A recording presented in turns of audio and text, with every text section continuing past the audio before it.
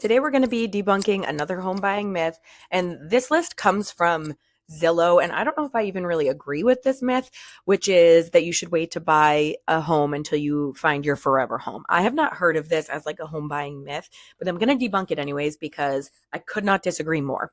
So the reason that I disagree so heavily with this is because of the home buying journey that my husband and I have gone on over the last 8 years or so, which is that the first house that we bought was very much not a forever home. It was small, it needed some work, but we purchased it. We were able to put a little bit of money into it and then sell it for a much bigger profit than we had initially thought we would, but we put a little bit of money into it. And then we were able to take that equity, put it into a new home, and do the same thing. And now we're on home number 3.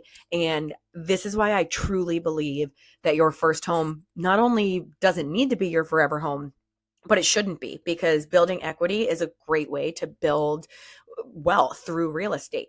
So not only do I advise your first home to not be your forever home, but I also advise that your first home be, I say fixer upper, but I don't mean like needs a full gut renovation.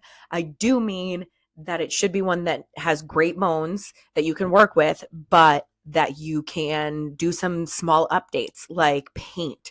The first house that we bought had, when we purchased it, had a royal blue room, an orange room, a gold sponge painted room. The kitchen was lime green with wood cabinets. It was honestly, truly hideous, but it was like a rainbow.